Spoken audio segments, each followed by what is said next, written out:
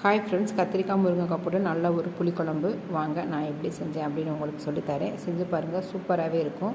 ஒரு பாத்திரத்தை அடுப்பில் வச்சு கொஞ்சம் கடுகு கொஞ்சம் வெந்தயம் போட்டு நல்லா வெடித்த உடனே வெங்காயம் போடுங்க. அப்புறம் கருவேப்பிலை போட்டு தக்காளி போட்டு கொஞ்சம் உப்பு போட்டு இதில் நம்ம கத்திரிக்காய், முருங்கைக்காய், உருளைக்கிழங்கு, வாழைக்காய் என்னென்ன காய் போடலாமோ எல்லாமே போட்டால் சூப்பராக இருக்கும். வெண்டைக்காய் எல்லாமே போடலாம்.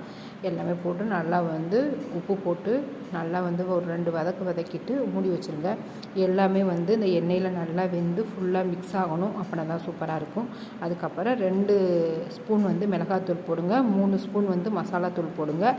அதுக்கடுத்து 1 ஸ்பூன் சாம்பார் பொடி போடுங்க. செம்ம டேஸ்ட்டாக இருக்கும். அதுக்கடுத்து எல்லாத்தையும் நல்லா கிளறி ஒரு பெரிய லெமன் சைஸ் புளியை நல்லா கரைச்சி ஊற்றி நல்லா கொதித்து எண்ணெய் நல்லா மேலே தெளிஞ்சு நிற்கும். அந்தளவுக்கு நல்லா கொதிக்க விட்டு இறக்குனீங்கன்னா சூப்பரான புளிக்குழம்பு ரெடி ஃப்ரெண்ட்ஸ். ட்ரை பண்ணி பாருங்கள். Thank you friends.